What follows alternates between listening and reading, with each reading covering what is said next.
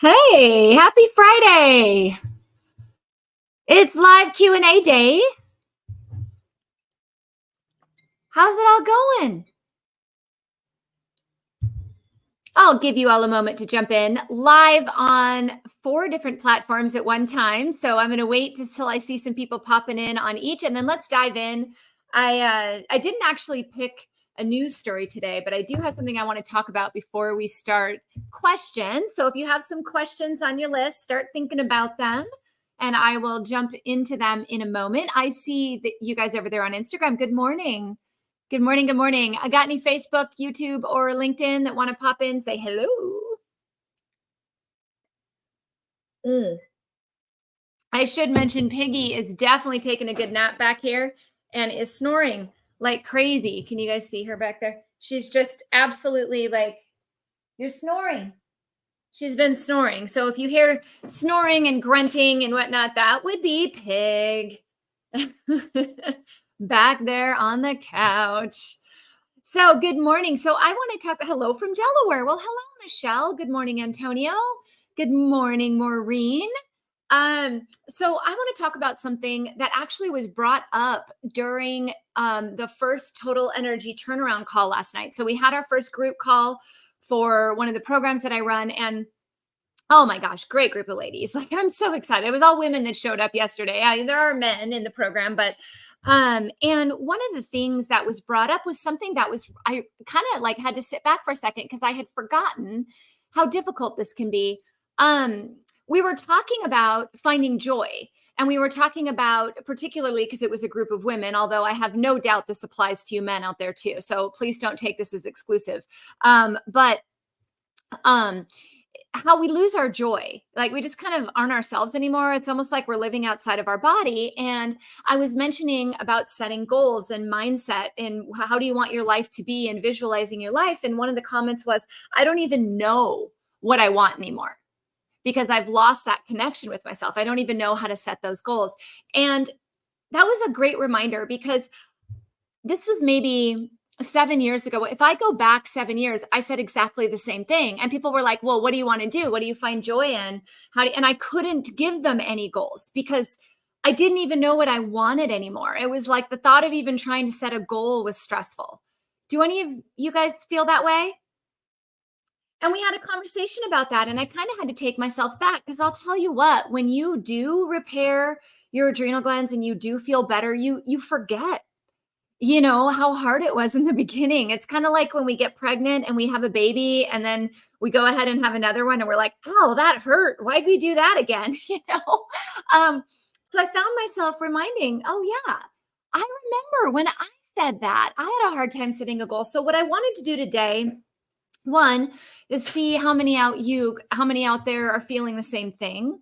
And I see this is you, says Robin. Yeah. It's like you kind of forget where you get joy. And I remember someone asking me like, well, what brings you happy? Where do you see your life? And I was like, I don't even know. Like, I'm just like going through the motions right now. Like, I'm just glad I woke up, like that was about as simple as it could be for me at that point. And ironically, I still use that one because one of my big gratitude assignments every morning is I say, thank you for waking up. Because here I am to do something today, right? Whatever that may be. But I wanted to give you guys some tips, some things to think about, and some things that I did when I was in that moment, because I do think where this stems from is we're losing connection with people, right? And when we lose connection, we are feeling energetic beings and we need to share energy with people. And when we're not sharing energy with people, we feel lost. And so one of the first things you can do, if you're one of the people out there that is like, gosh, I'm just going through the motions, I really don't know what I want anymore, whatever, I'm just waking up and doing what I have to do. Or as Robin says, just going through the flow. Here's something to consider. Focus on connection. And here's some suggestions for you, okay?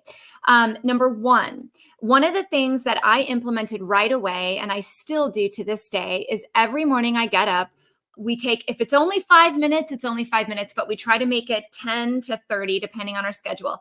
I get up with my husband and we have coffee together. We don't look at social media. We don't look at our phone. We don't look at our emails. We don't look at anything. We sit down, ideally outside, depending on the time of year. Otherwise, we sit in the living room with the dogs and we just have our coffee and we just talk about whatever's on our mind that day. There's no agenda.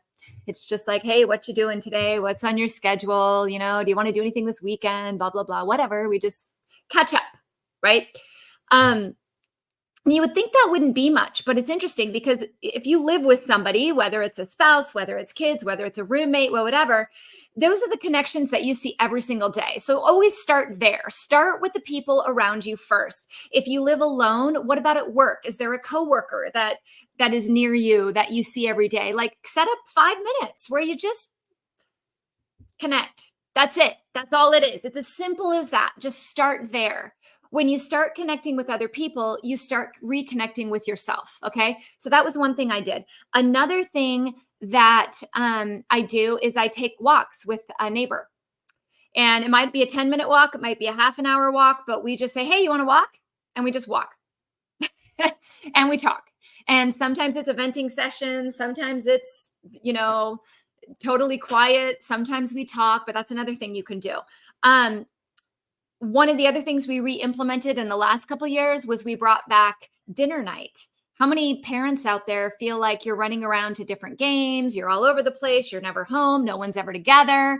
So it may not be every night, but like on Sunday, we made dinner, we all sat at the table and we played a card game. And it was great. And I love doing that. It brings my kids and my husband and I, we laugh, we get back together. Something, and one more suggestion. Well, I have two more suggestions. One other, and this is something I've always done, and I truly believe it makes a difference, is, and this is not hard, because everyone leaves the house at some point, right? I mean, assuming you're leaving the house at some point, say hello or good morning or good afternoon to somebody. So when I'm in the grocery store, and this drives my kids crazy, but if I walk by someone, let's say we're both going for, lettuce, and there's someone next to me, I say, oh, good morning, and I grab my lettuce. Simple as that. They go, oh, well, good morning.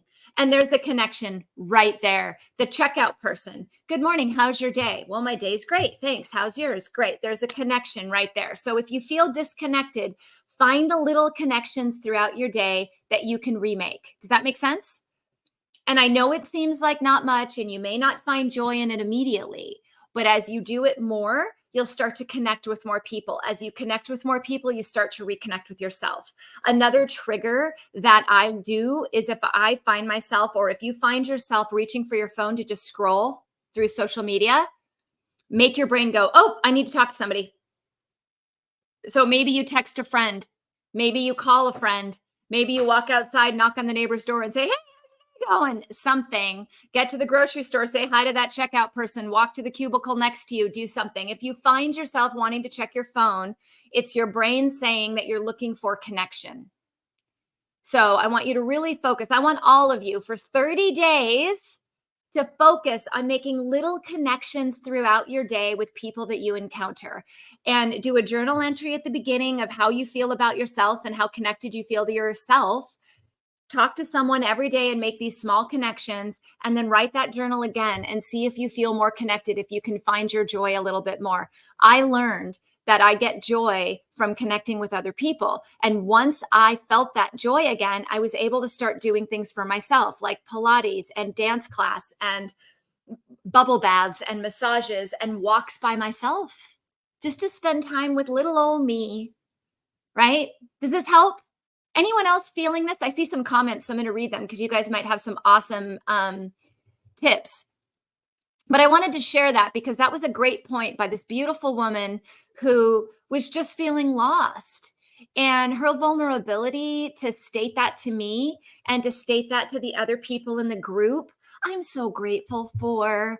So if you are out there watching, thank you for being so open. Look, it makes me tear because thank you for being so open and seeking connection with. Thank you. Thank you. It is well received um, by me because it means that something I say or do might actually give you joy or connection. So thank you so much just for being here with me every Friday. I'm grateful for every single one of you. Thank you. Steve says, the mundane can be a true joy zapper. Yes, it can. You did mention the sparkle last week. That was thought provoking. Yeah, the sparkle. Where's the sparkle in your eyes? If you've lost that, you've lost connection with yourself. But let me tell you, your sparkle is still there. It's just you forgot about it. That's all, right? You just forgot about it. So I'm reminding you, you all have a sparkle. I was writing something for an upcoming program that I'm going to be releasing. Yay. I'm so excited. Wait, stand by. I'll get there. And one of the things I was thinking about was like, we get so big on wanting to look what we think other people is beautiful, but I couldn't imagine living in Barbie land. That would suck if we all looked exactly the same. That would just absolutely suck. I can't imagine. Like, I love the diversity and the how everyone comes from different places and everyone looks different and everyone has a different sparkle and a different thing that gets them passionate and a different, like, that's the best part of life is diversity and just different lines of thought and different looks and whatever. Like, that's the best part. So like, yet I find ourselves all trying to fit ourselves into this little box, and no wonder we're stressed out and we lose our joy, right? I want you to find the joy for you, man.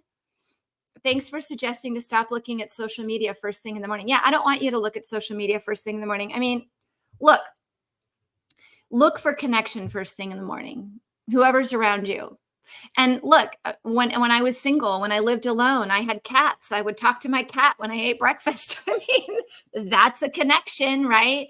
My little piggy back here, I wake up and she's all snuggled up with me. That's the first thing when I wake up. I'm like, oh, hi, puppy. Like, that's, and then I roll. If my husband's there, of course, I say hi to him too, but he's typically up and out the door. So these little things that maybe you take for granted, these little connections throughout the day, I don't want you to take for granted anymore. Deal? Steve is doing good morning, Jim. Good morning, Richard. I'm doing a deep dive into transcendence right now, and it's forcing me to look beyond and investigating a bigger purpose. It's an invigorating exercise.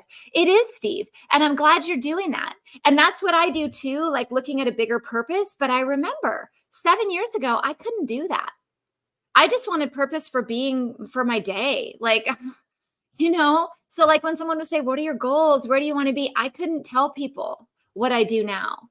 I couldn't have imagined showing up every single Friday live and helping feed other people's souls. I couldn't have imagined doing that because my life was not in that place at that time. And so if you're at the point where you can look for a bigger purpose, I love it. I think it's awesome. And for those of you that can't yet, you're like, ugh, just get me out of today. That's okay.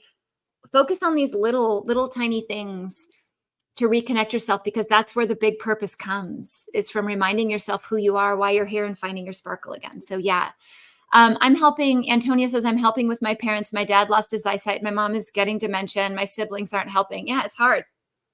I'm a caregiver. I'm going through that right now still. And trying to decipher what is worth investing my time in and what isn't. It's hard. A walk in the outdoors can cleanse anyone. I agree. Courtney says, I love this live. Aw, thanks, Courtney. Thanks for being here, hon. Thank you. Danny, thank you for sharing such a great topic. Thank you. Courtney says again, I look for name tags on the cashier shirt, and after paying, I say, have a good day, and say their name. Oh my God, I do exactly the same thing. And it brings me joy and it brings them joy, because other people, a lot of the times the reason we feel disconnection is because we're responding to other people's disconnection. Do you want me to say that again? The reason we're feeling disconnection is we're responding to other people's disconnection. So reconnecting with them and saying their name and showing interest in them makes them sparkle, and that sparkle then comes back to you and the energy passes around. It's little things like that, right? Yes, this helps. Thank you. Thank you so much. I love this. Thanks, Sue. Thank you, Robin. Hi, Brooke. Hi, Kelly. How are you? Bless you too. Thanks for suggesting to stop looking at social media, right? We talked about that. I went to scroll on social media and I'm grateful for your live video popped up. Okay, I get it. I'm on social media. But this is something I'm here live every Friday. So you can set it on your timer, you can show up. This is different than scrolling, right? This is somewhat of a connection. I'm not saying you can't make a connection virtually with someone. You can. But when you're mindlessly scrolling because you have nothing better to do, or you're distracting yourself from your life, you're not showing up with a purpose on social media. Obviously, I'm on social media. I respond to comments, I post things, but I'm coming with a purpose at a certain time of day with a certain purpose. I'm not just coming going, what French bulldog videos can I find today, right? I'm showing up with a purpose. So if you are going to go on social media, make sure it has a purpose, not just mindless. If you find yourself mindlessly scrolling and just checking in on what other people are doing and there's really no purpose to it, find a connection. Log off, find a connection. Okay? That's really important. Really important. Okay, there's our little mindfulness talk for the day. If you guys have some questions, start throwing them out. I can keep going on mindfulness all day. And I will until I see some more questions. But if you guys are new here, welcome. Nice to see you. I'm Dr. Tricia Pingle. I'm here pretty much every Friday, unless I have a vacation or a conference or something. I definitely make a commitment to be here because I do think it's important. I do realize it's during people's work days. But here's the thing. I wanted to make sure that I always showed up for you guys at the same time every single week. And I couldn't commit to that in the evenings because I have kids. And I love my kids and I want to be with my kids. And so I couldn't say, okay, everyone's like, why don't you do your live at 5 p.m.? Because I couldn't commit to it every week. So here it is, 9:15.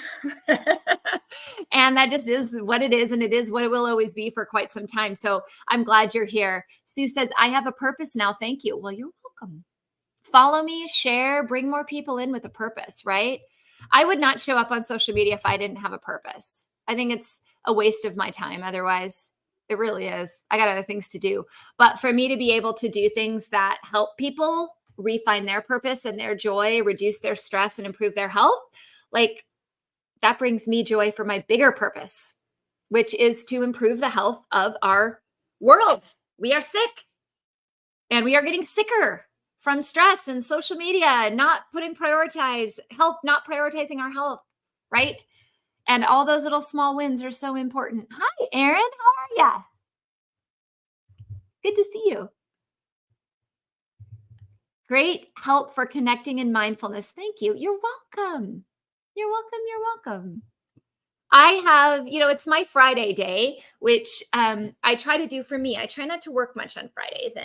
And many of you may know this. I do my live, which this isn't work for me. I guess technically it's work, but it's not. It's just, I'm here because it brings me joy.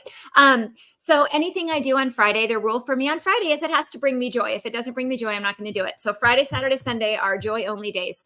I really try not to do anything that doesn't bring me joy. And it's funny because when you have a different outlook like that, more things start to bring you joy. Like I'm really excited to clean my home office today. Like I want to do it. I'm excited.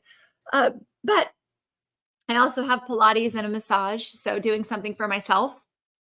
I've been working hard, putting in a lot of hours. I'm developing a new program that very much is focused on mindfulness. So if you guys love this and you're loving to find connection and want more tips like this, stay tuned. Okay. I do have another program coming down the works very quickly.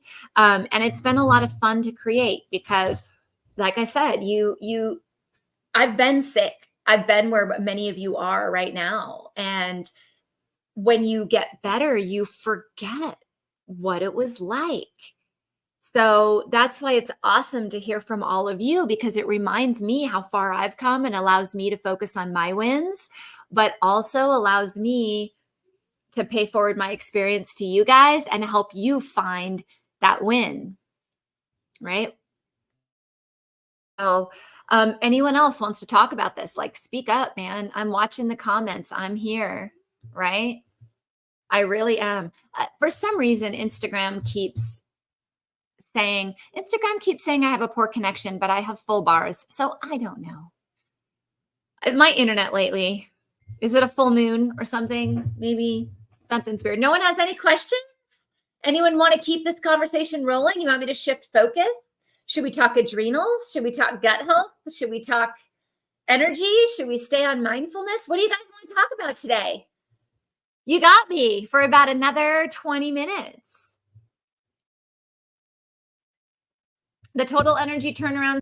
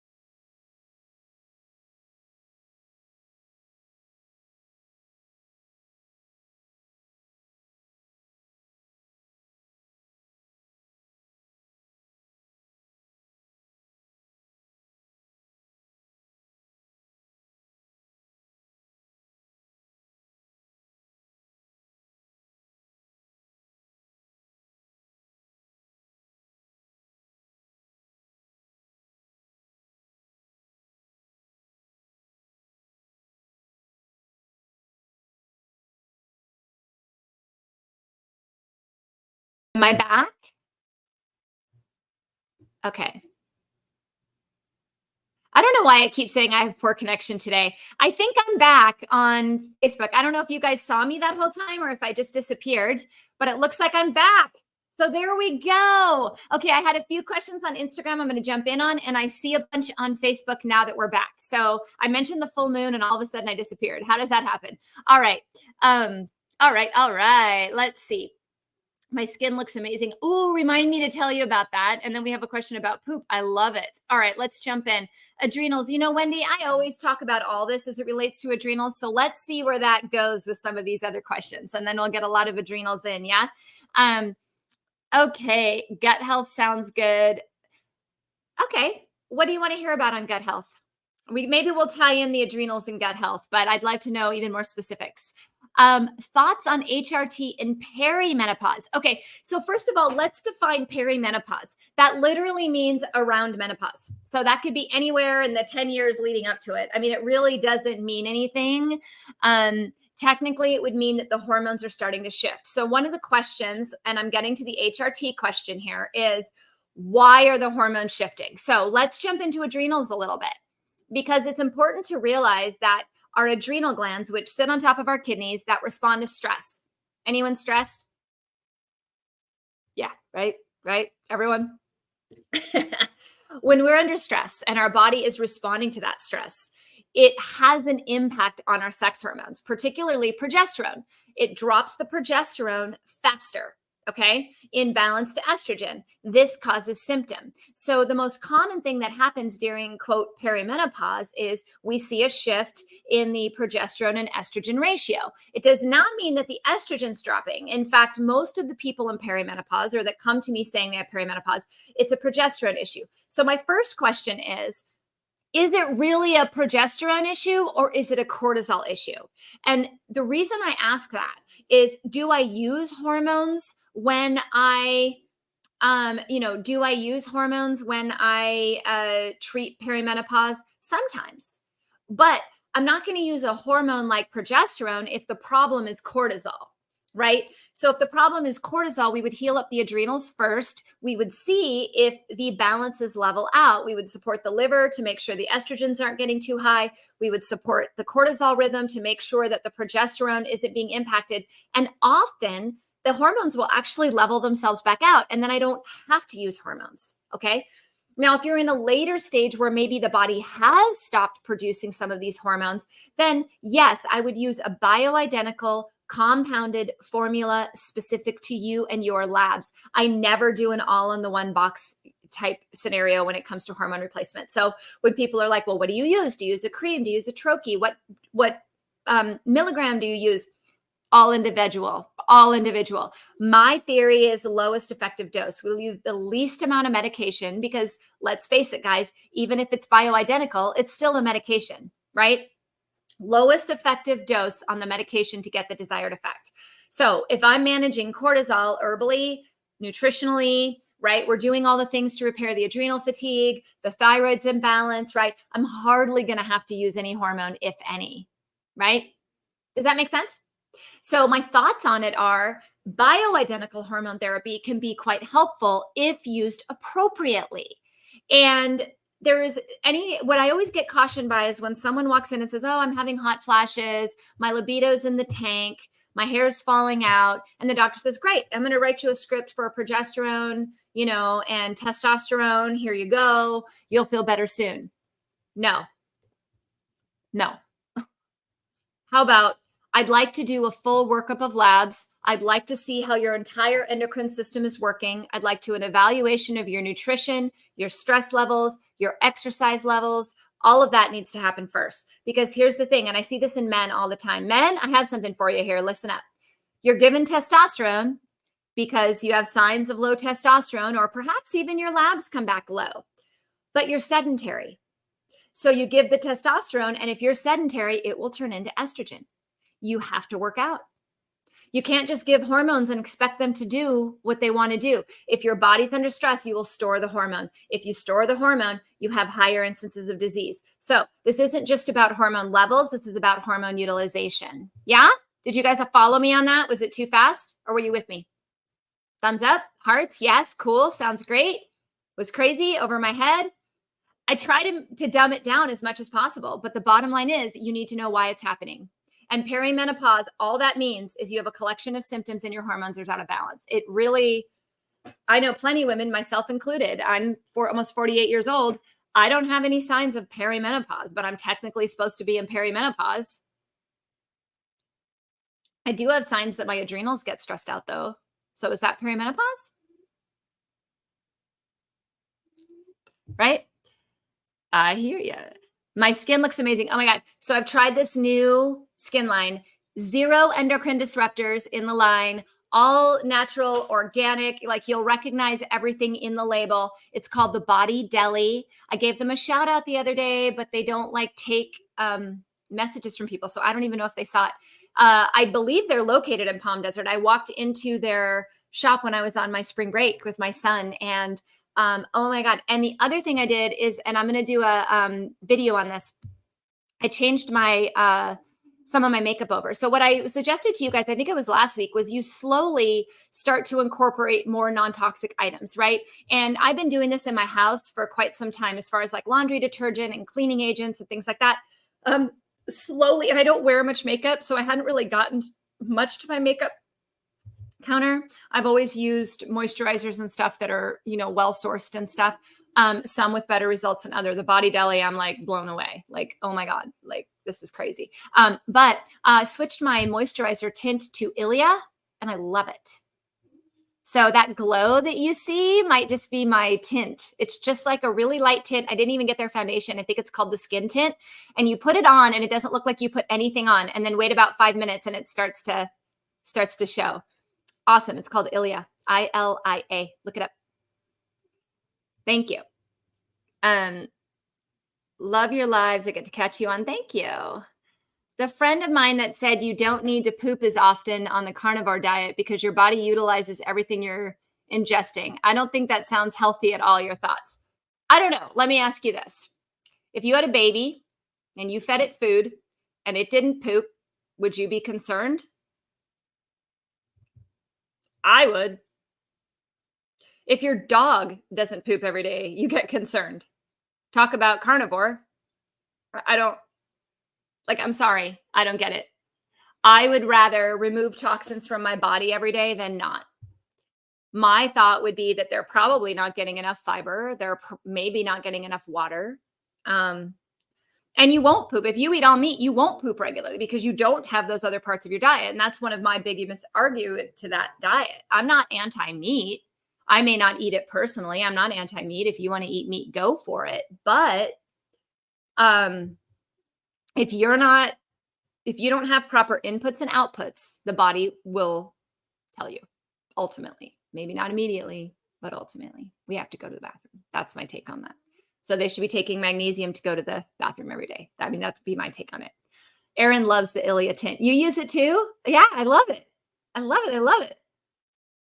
And I got a lip gloss called Milk. That was really nice too. It's not sticky at all. Oh, it was gorgeous. Like, it used to be that you could pick up makeup at Whole Foods and it was crap. Like, it was all right, but like, you're like, oh, I still need the toxic stuff. Not anymore, guys. I mean, seriously, the makeup out there in the world of non-toxic beauty is phenomenal. And I'll be doing a video on it. I promise. I have it on the schedule. I'm recording it this month. It'll come out next month of all the products I use. I promise. Would healing the gut help with autoimmune? Okay, so now we can tie in some gut and adrenal from previously, okay? Yes. Here's something all of you need to know. Your immune system lives in your gut. So if you get sick a lot, if you have virus outbreaks, if you have autoimmune disease, right? Even if you have regular rashes, right? Colds and flus, you are more susceptible to some of the viruses going around recently. Look at your gut. Look right to your gut. Gut health is so important. I was talking yesterday to a client about how diet dictates microbiota in your gut, which is interesting. If you pull out, and they've done this in numerous studies where they pull out the bacteria that live in the gut of carnivores and the bacteria that live in the gut of vegans, or like true plant. I shouldn't say vegan because vegan can be misconstrued. I know a lot of very unhealthy vegans that eat fake crap all the time. I'm talking about a true plant-focused, like whole food vegan. You take the two and you look at the gut floras and they're completely different. The bugs that live in the gut, right? We feed our own gut, right? So when Garfield said, you are what you eat way back in the day, he wasn't wrong. And what we eat dictates how we respond to things. So very, very, very important. In fact, that's why they have the autoimmune diet, right? Which is a very clean, high nutrient focused, plant focused diet with lean meats. And low sugars and things like that, because the sugars feed the wrong bugs, right? Because the bug flora in your gut impacts your immune health. So yes, absolutely. Stress. Let's talk a little bit about adrenal health. If you are under stress, you're in the woods, you're running from a bear, you're not going to stop and digest your food. You're not, because it's more important to run. So what we get from that is we get a lot of inflammation in the gut. We get a lot of leaky gut. We get a lot of problems because our body is not in a rest and digest state. And that leads to nutrient deficiencies. That leads to flora imbalances. That leads to leaky guts and food allergies that cause inflammatory responses. And yes, that leads to autoimmunity. If you have the gene there, just because you have the gene of an autoimmune does not mean you have the disease. I have a celiac gene. I don't have celiac disease, but I also don't eat gluten. So I don't think I'm going to turn it on because that's what turns it on, right? So little things like that, going into some of the genetics, we could have a certain genetic code, but environment does play a role on those genetics. And that's an important thing to remember, right? Very important, very, very important thing to remember. The MTHFR gene, I have both copies. I'm pretty sure my dad had it. I'm very specific and mindful about replacing with activated folate. He was not. He died of a heart attack at 59 years old. Heart attack and stroke. I didn't so far, although I'm only 48. So we'll see if the genetics take over or not, but I really don't think they will. And my mindset is not going to let them, right? I'm going to hop over to Facebook because there were some questions, and then I will get back to your color my words. I see your question. I'm moving down from there. Okay. Let's see. Okay. I saw the poop question. It's the eclipse. Oh, Amy says, this is off topic. That's okay. But I have a question about how to help with severe weather anxiety. It literally pulls me under. I have taken magnesium and calming and all natural supplements. Amy, this comes from within. Why are you scared of weather? I'm going to be blunt, straightforward. What is it? Why does it scare you? Where did that fear get created? So when we have a fear, no matter what it is, right? Weather, heights, whatnot, something in our brain at some point gave us that fear. Something happened. And our brain said, oh, no, no, no, no, we're not doing that again. Nope, nope, nope, we're not, nope, nope. And it protects you. It changes your prefrontal cortex. So the amygdala responds to fear in your brain. So let's say, I don't know, you have a bad experience on a plane, right? And you experience fear. And the amygdala says, I'm scared. I don't like this. I don't want to do this again. I don't like it. And it puts you in a fight or flight response, right? And then the prefrontal cortex says, I don't like this. I'm never getting on a plane again. Okay. So your brain now conditioned you saying that every time you get on a plane, there's going to be a fearful response. And all of us know logically that's not the case, right? But why can't we override it? So my question at this point, the calming stuff's great. It's awesome. Maybe it'll make you forget about it, right? And that's what those things do. Even the drugs, they make you just forget that you're scared. Why do people take Valium before they fly? Because they just forget about it, right? But that doesn't solve the issue. The real issue is what happened that caused that fear in the first place, that caused the change in the brain. And can you go back and really work through that? Gratitude journaling, reframing journaling, really looking at, is your fear real, right? Is there anything you can do about it? And then really looking at being present in life, because how many opportunities could someone miss by not getting on a plane, right? Your odds of missing something that will bring you joy by getting on that plane are higher than the odds of you dying, right? So you have to make that choice. And it comes down to retraining your brain to not be fearful. And this is hard. It's not easy. It takes every single day. And it's going to take some self-reflection. And it's going to take retraining. I hate needles, always hated needles. Actually, I'm not going to say that anymore. I don't hate needles anymore. I'm okay. I'm fine. Draw my blood. It's fine. I'll get it done. But previously, never, because some 4 nurses held me down when I was 10 years old, wouldn't tell me what they were doing. And I can't remember if they were trying to draw my blood or give me a shot, but I kept saying, what are you doing? What are we doing? What are we doing? Just tell me what we're doing. And they were holding me down as I was screaming in fear. And from that day, I didn't have a needle put in me to draw my blood, to do anything. There were times I was so sick and the doctor was like, I need you to go get lab work. And I was like, okay. And I just never went because I was so scared to get my blood drawn. When I was pregnant and my midwife was like, we have to draw your blood, I cried during the entire thing and cried for 3 hours afterwards, right? That happened multiple times until I just woke up one day and I was like, Trisha, this is ridiculous. You draw people's blood every single day. What the heck are you scared of? Nobody's holding you down. This is 100% up to you. You control how you're going to react to this situation. And then it started to shift. And I thought, I have a choice. I can freak out or I can not freak out. So I just started not freaking out.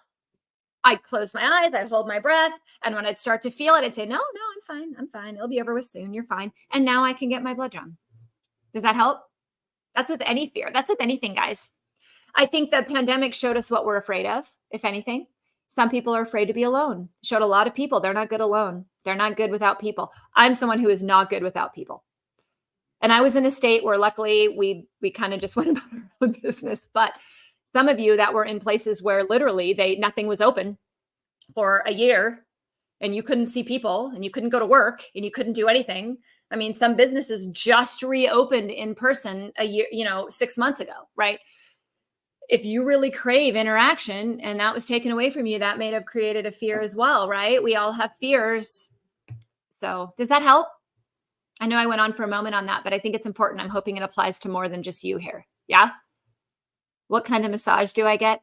My lady's amazing. She's just like energetically aligned with me. She gives me whatever my body tells her it needs, which is usually deep tissue. I usually start drooling at some point, which is good. Okay, I got to wrap this up, but I want to finish up questions. I'm reading your book based on the quiz. I believe I have adrenal fatigue. What is the best thing I can do to start making a difference? I had a question over on Instagram too that said the same thing. What would be the first step in healing adrenal fatigue? Guys, check out my website, drpingle.com. I think one of the first things to do is this mindset piece. And I do have a program coming out just on that. Like I'm talking soon, like this month. It's cost effective. It's easy to do. But I do think, I used to say you have to look at all four pillars ultimately: nutritional, movement, supplement, and mindset. But I think if you don't have the mindset piece, you can't commit to the rest. So I would say the first thing is really looking at, and if you have my book, reading my book is a great start because it'll give you the information. The real question is, what are the things that are holding you back from being healthy, from addressing things? What things are not allowing you to prioritize your own mental health at this point? Because when we're under stress, we don't prioritize our worth at all. So we have to start we have to start fighting for ourselves, start fighting for our soul, start fighting for our presence in life, and not being distracted by everything else around us. Because when we have a bear, we keep imagining the next bear. And then there's a bear that's not really there, but you think it's there. We have to start recognizing, okay, really, what are the true things that I need to put my attention to? And what do I not? And how can I start replenishing myself, my soul, my life? Those are the things that's the first step. When you've made that commitment, reach out. I can help you with the little nitty gritty stuff along the way and the customizations and all of that. But you got to commit to yourself first. That's the number one thing. And my concierge clients will tell you, any of you that are out there maybe watching, my one-on-one clients, I do it by application. And the reason being is when I commit to people when they're ready to commit to themselves. If they're not quite ready, if they're like, I'm not sure, I don't know, do I have time? I don't know, do I want to do this? Do you really think it'll work? Blah, blah, blah. I'm like, okay, you're not ready. And that's okay. Work on the mindset stuff. Come back when you're ready. When you're ready to say, I'm ready to do this. I'm ready to change my life. I will do it. I will commit to myself. That's when the adrenal fatigue will start to truly heal. But there's steps before that, hun. And sometimes it's just as simple as just waking up every day and reminding yourself, what are your goals? What are you going to do today to make your life more about you in some ways? Does that make sense? That's the first step. Be sure to read the ingredients on your Ilia products. They do use some of the toxic ingredients. Yeah. So for the makeup, it wasn't ones that were completely free, but it was better than the ones that most people are using. And so I'm trying a bunch of them to see if they all work the same. Luckily with Ilia, I feel like I only have to use a drop and I don't wear makeup every day, but thank you. It's not perfectly clean. I will give that. It's not perfectly, but it's a heck of a lot better than CoverGirl, Maybelline, L'Oreal, all these ones out there that people are using, MAC, whatnot. I mean, like, oh my gosh, they're spending tons of money for them and they're just full of toxins. So start somewhere. I'm not sure. I did grow up in an abusive home. I'm not in control of my situation. Could this be it? Yeah, of course. But are we ever truly in control of our lives? Are we? We're in control of how we react to things and how we interpret things, but we're not really in control of the outcome, are we? Not always, right? But if we control how we react to it, in some respects, we are controlling the outcome because it won't be as detrimental. So there's a little bit of trust that has to happen. Bad things happen to us. That is it happens. And sometimes we can't do much about it, but we can control the way that we look at it, the way that we move forward. My little sign back here. Today, you are exactly where you're supposed to be. What happens tomorrow is up to you, right? I'm not good alone. My kids moved out, got their own little lives. I feel like I got abandoned, but I'm not. I hear you. Okay, last few questions. Does the limbic system affect adrenals and thyroid? Yeah, of course. And that's what we were just talking about, right? The limbic system is the way we react to emotion. It's our emotions. So of course, if you tell your brain there's a bear, there will be a bear. A healthy body is going to say, okay, I got you. What do we got to do? Right? An unhealthy body is going to say, oh God, just let me die. Right? Not many bodies say that. Most bodies want to fight. Right? So you're going to do everything you can to try to get away from that bear. So don't tell your body it's a bear. Tell your body it's a little baby cub and it's cute and it's fuzzy and you can deal with it. It's no big deal. You got this. It's not a problem. Right? Or be like, that's a bear. I'm not going to go down that path anymore because every time I take that route, I hit a bear. So you know what? I'm going to put a detour sign right there and I'm not going that way anymore. I'm going to go this way now when this happens, right? When I'm posed with two solutions, one solution will always have more bears than the other, right?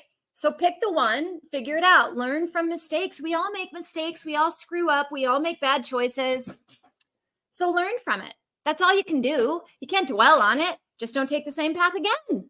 Change it a little. And guess what? You may still find a bear, right? It may still come find you. Okay, well, let's modify again. What can we do slightly different the next time? What can we do slightly different the next time? What can we do slightly different the next time, right? That's all we can do. In fact, that is a healthy person, is being approached with adversity and figuring out how not to repeat that adversity again. You might get different problems. That's fun, right? What if all this crap that falls in your plate actually was fun? Okay, I got to hurry up. I know I'm on a roll. I know I got to slow down.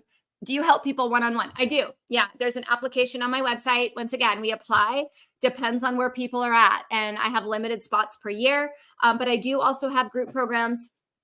And I have other resources in the meantime if you're not quite ready for that commitment. But if you are, I encourage you to apply. Listen, apply anyway. There's no harm in applying. You can also DM, and my assistant Angela will get back to you and fill you in on options and things like that. So, reach out. I have options for all sorts of different levels. And so, yeah. Mm-hmm. Hi, would having radiotherapy for breast cancer cause TSH to be high? It can. My doctor wanted me to go and leave out thyroxine, but I'm holding back because I'm 54 and perimenopause and I'm taking tamoxifen. There's a lot in that statement. So really, it's not just about the TSH. So go to drpingle.com, type in thyroid, or in my book, look at the thyroid chapter. If you happen to have my book or want to order it, Total Health Turnaround. I have a whole chapter on thyroid, and there's way more to the thyroid than just the TSH. So I would never, ever, ever, as a physician, suggest that someone go on thyroid medication if I've only looked at the TSH and only the T4 even.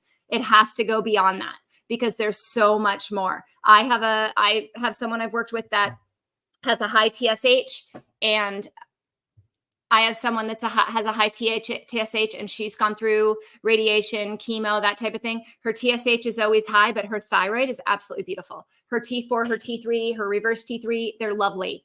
There's absolutely no reason that she needs thyroid medication, but that's her. So make sure you're checking all of that, okay? It's more than that. How about healthier drinking water? Just make sure it's clean. Just make sure it's clean. Like distilled, it's not tap water. Just make sure it's clean. I am in Phoenix, Arizona, hon. I do treat people in California. Different. What happens is you apply for to work with me one-on-one. My assistant Angela will reach out to you, set up a time to chat about what it entails. If it looks like it's a good fit for you, answer any questions, and then if it looks like it might be a good fit, then usually I'll get on a call with you and we'll dive more into what I can do, how I would approach your situation, that type of thing. So, okay. Okay, cool. I went over. I'm sorry. But you guys were great today. Once again, I am so grateful for you. Thank you for taking time out of your day to be here with me. I love it. It fills my soul. So hopefully I'll see you all next week. Take care now. I'll talk to you soon.